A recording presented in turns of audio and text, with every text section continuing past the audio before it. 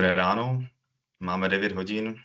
Já vás vítám na dnešním webináři na téma zakázky pod kontrolou. Mé jméno je Tomáš Malecký a ve společnosti Z plus M Group mám na starosti oblasti digitalizace a automatizace firemních procesů. V praxi pomáhám firmám zjednodušovat a zpřehledňovat procesy pomocí technologií a low-code platformy Team Assistant. Dnešním webinářem vás provedu společně s parťákem Martinem Krejčím ze společnosti Nate Consulting. Martine, předávám slovo. Dobré ráno, kolegové. Mé jméno je Martin Krejčí a já jsem ze společnosti Nate Consulting. V Nateu jsem nějaký 12 let. Mám na starosti veškeré věci okolo naší platformy Team Assistant, jak biznisové, tak vývojové a další. A dneska s Tomášem tvoříme takovou dvojici, která by vám měla malinko ukázat, jak pracujeme se zakázkama a na konci určitě zodpovědět veškeré dotazy, které přijdou. Určitě se toho nebojte, my se toho nebojíme taky. A pojďme na to. Tomáš, je to tvoje. Martine, díky. A dnes to vezmeme opravdu hodně prakticky.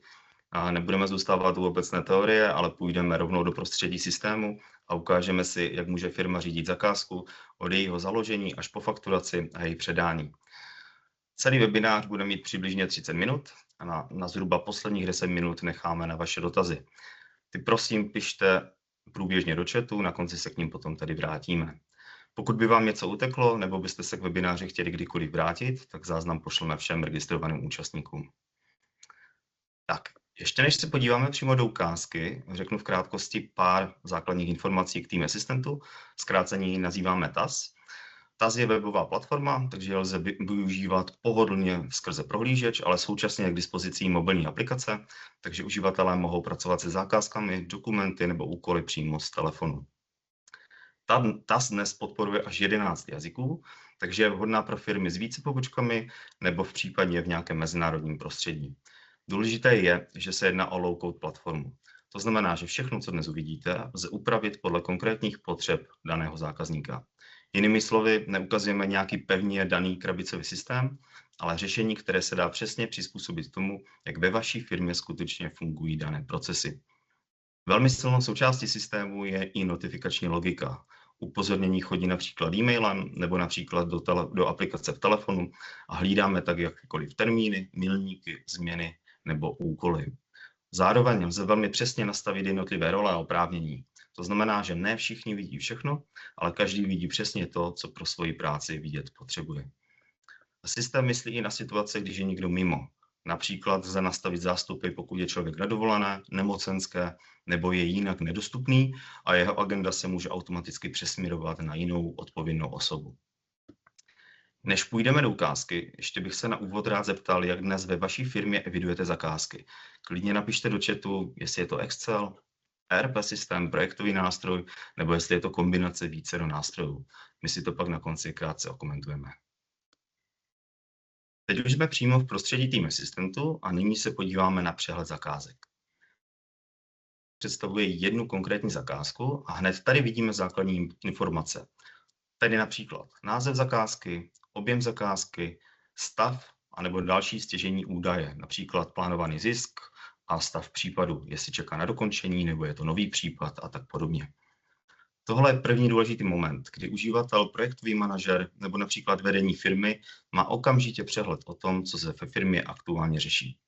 Velkou výhodou je také filtrování a možnost rychlého dohledání konkrétní zakázky. Já teď jednu zakázku otevřu a ukážeme si, co všechno se za ní skrývá. Pro účely tohoto webináře jsme si připravili zakázku na výstavbu 12 bytových jednotek rezidenčního domu Vinoř. Toto je detail zakázky a vlastně hlavní princip celého řešení. Zakázka tedy není jen název nebo karta v seznamu, ale je to centrální místo, kde se sbíhají všechny důležité informace a navazující procesy. Držíme pohromadě jak dokumenty, tak finance, procesy, historii změn a další související agendy. To je přesně ten rozdíl oproti běžné praxi. V klasickém prostředí totiž bývá smlouva v mailech, faktura v ekonomickém systému, úkoly v tabulce a dokumenty na jakémkoliv sdíleném disku. Ve skutečnosti jen dohledává konkrétní informace. Tady je ovšem zakázka na jednom centrálním místě. Díky tomu každý přesně ví, v jakém je zakázka stavu, kdo na ní pracuje a co je další krok. Tady se podíváme na dokumenty související se zakázkou. Typicky to bývají smlouvy, objednávky, faktury, technická dokumentace, přílohy nebo další podklady, například datová zpráva. Výhoda je jednoduchá, všechno je přímo u dané zakázky. Kdokoliv, kdo má oprávnění, se k tomu dostane okamžitě. Odpadá tedy velmi častý problém, kdy někdo hledá smlouvu v mailu, přílohu na disku a fakturu v jiném systému. Tady to máme pohromadě a v kontextu konkrétní zakázky.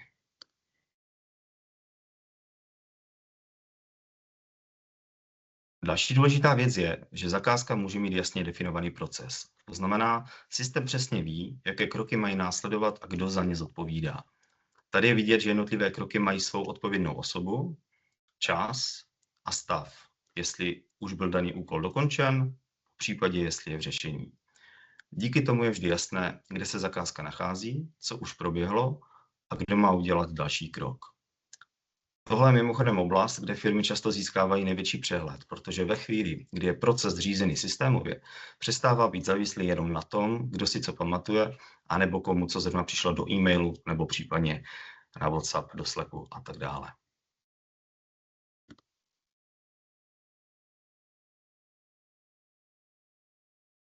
Velmi důležitou částí je samozřejmě také finanční pohled na danou zakázku. V systému lze sledovat například plánované náklady, očekávané příjmy, finanční milníky nebo návaznost na fakturaci a konkrétní čerpání, popřípadě také veškeré vydané objednávky. To znamená, že projektový manažer i vedení mají mnohem lepší přehled o ekonomice zakázky a to v reálném čase. Právě to v praxi bývá velmi důležité, protože nejen vědět, že zakázka běží, ale také vědět, jak si skutečně ekonomicky stojí. Mimochodem, tady bychom měli druhou krátkou otázku do chatu, kde u vás ve firmě končí dokumenty k zakázkám. Jestli je to spíše v mailu, na sdíleném disku, opět v nějakém ERP systému nebo jiném informačním systému, v případě, jestli je to nějaká kombinace vícero míst.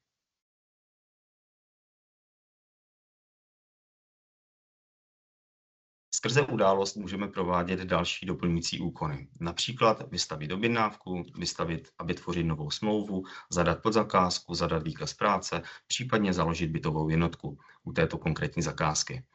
My si teď ukážeme, jak vystavujeme novou objednávku. A tady vidíme příklad další navazující agendy, konkrétně teda vytvoření nové objednávky s tím, že uživatel vyplní potřebné údaje a systém s nimi dále pracuje. Výhoda je v tom, že data už v systému máme, takže se nemusí znovu přepisovat. Tím se šetří čas a snižuje se samozřejmě i riziko chyb. Přesně to je princip, který se snažíme ve firmách dostat do praxe. Jednak data zadat a pak je samozřejmě i rozumně využívat napříč celým systémem.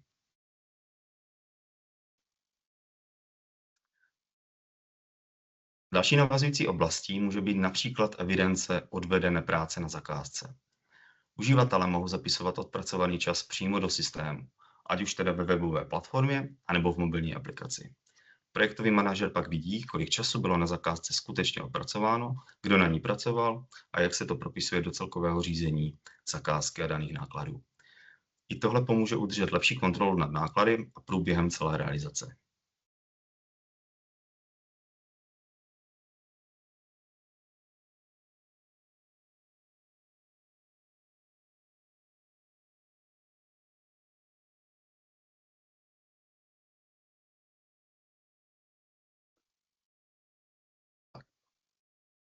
V některých typech projektů je potřeba evidovat i další objekty navázané na danou zakázku.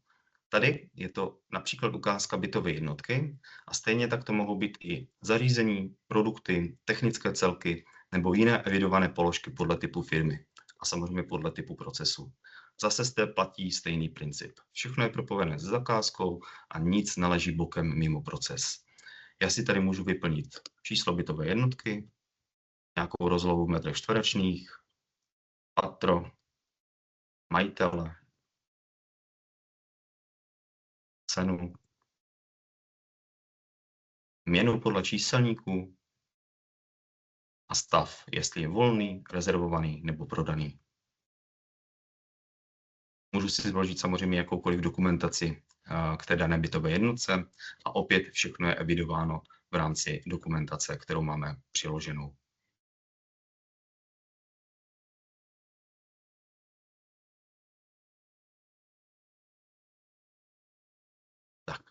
Na závěr ještě ukážu jednu novější oblast, a to je AI asistent.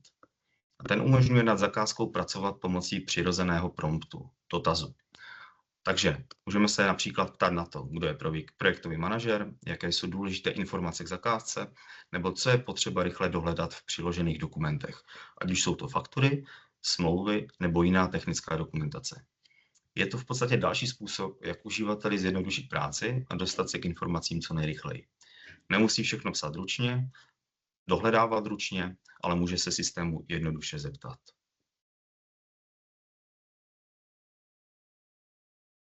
Když to shrnu, to nejdůležitější je, co bychom si z dneška měli odnést, že zakázka se teda stává jedním řízeným procesem. Máme vše na jednom místě v Team Assistentu. Ať už jsou to dokumenty, přehled čerpání faktury, jednotlivé procesy, odpovědnosti, případně nějaké navazující agendy a celkovou historii toho, co se se zakázkou skutečně děje. Tohle je přesně moment, kdy firmy přestanou řídit zakázky přes maily, tabulky, složky a získají nad nimi skutečnou kontrolu. Každá firma má samozřejmě proces zakázek trochu jiný, ale proto je důležité, že Team Assistant je low-code platforma, takže lze celý proces upravit přesně podle toho, jak to potřebujete vy ve vaší firmě. Dovolte poslední otázku do chatu. Kolik zakázek současně ve firmě typicky řídíte? Stačí orientačně napsat, jestli je to do 10, 10 až 50, 50 až 200 nebo případně více. To nám pomůže trošičku lépe zasadit ten kontext.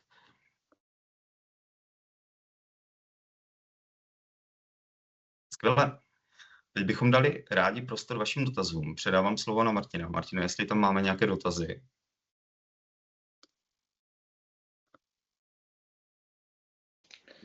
Aktuálně nemáme. Nemáme. Tak já ten prostor využiju. To, co vám tom ukazoval, tak je přesně takový ten postup, jak se snažíme nad zakázkama přemýšlet my. Vždycky se snažíme najít nějaký balans mezi množstvím administrativy a přínosem. Ten přínos má vždycky převýšit, samozřejmě, a nesnažíme se zadat všechny informace, i ty, které nejsou třeba tolik důležité, a vám naopak přidávat administrativu.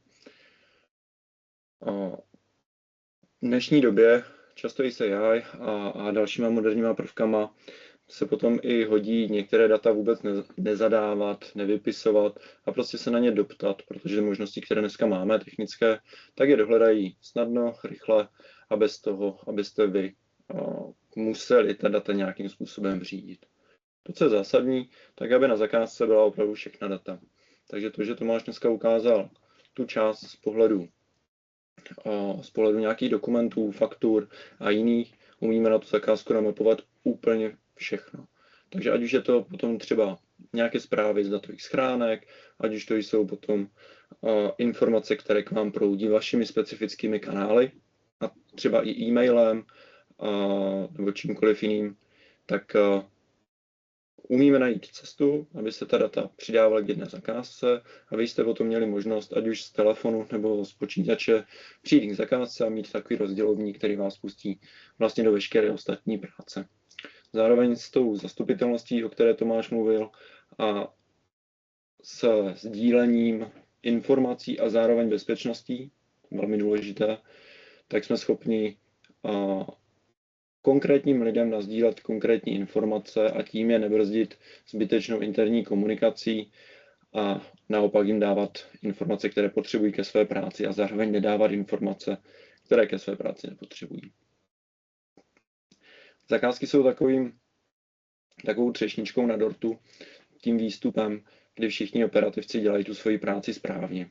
Dobře vykazujeme, dobře řídíme dokumenty, dobře vydáváme objednávky, vydáváme faktury a další. A třeba v externích systémech to je naprosto v pořádku. Nemáme žádnou ambici nahrazovat funkční řešení, která dneska máte. A zakázka je potom to sběrné místo, kde uvidíte všechno. Najednou jsme nad tím schopni udělat nějakou analytiku, ať už finanční, tak věcnou.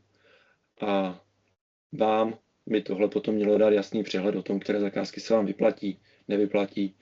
A třeba, že některý z projektáků zakázky umí lépe, některý třeba hůře. to asi za mě tomu pro teď všechno.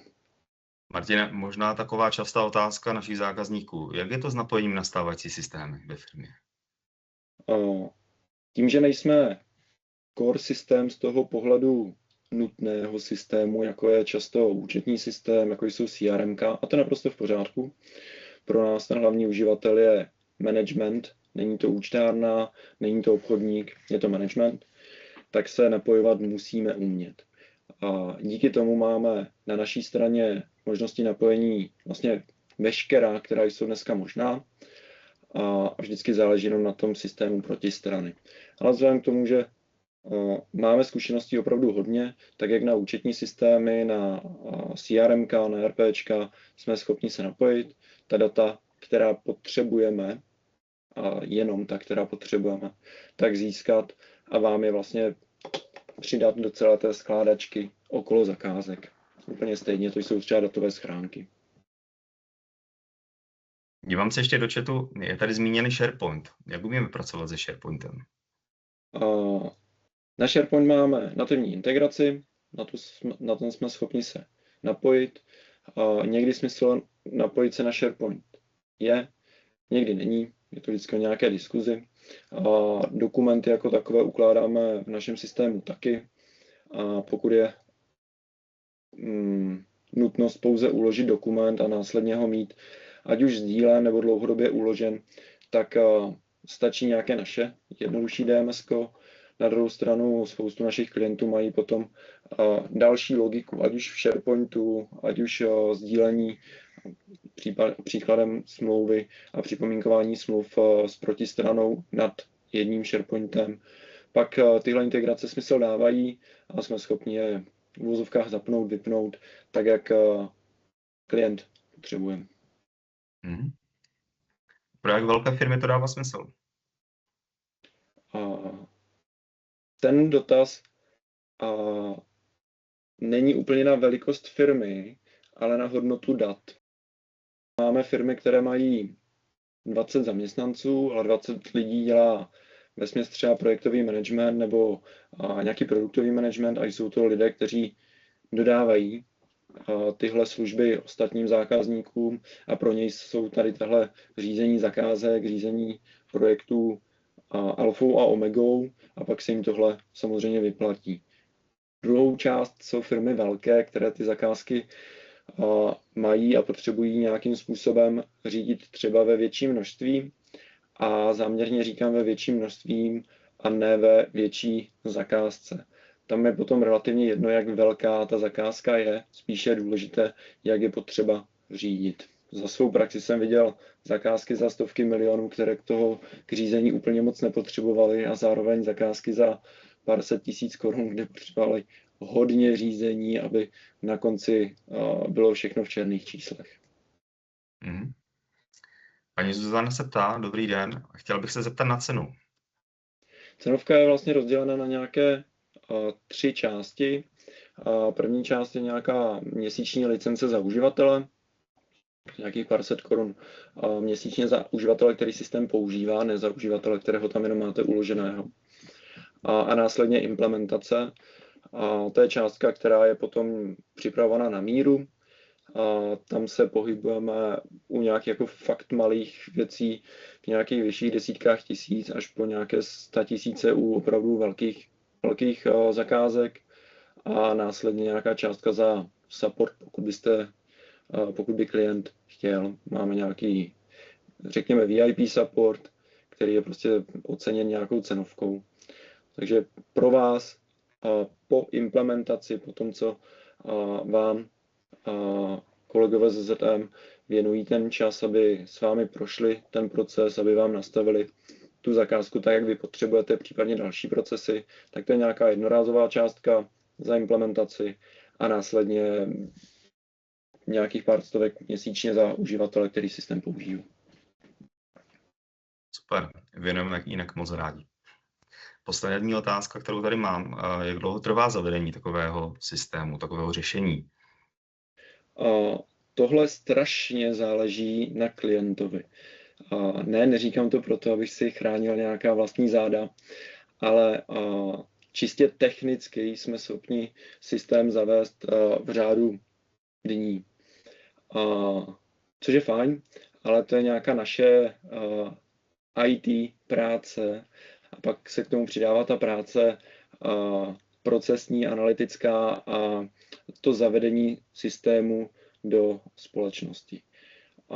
Většinou to bývá tak 2 až 3 měsíce, ale není to opravdu o tom, že bychom my na to potřebovali takový čas, ale je to o tom, že zavedení něčeho jako procesu kolem zakázek do společnosti tak vyžaduje spoustu energie a komunikace interní i s naší pomocí samozřejmě.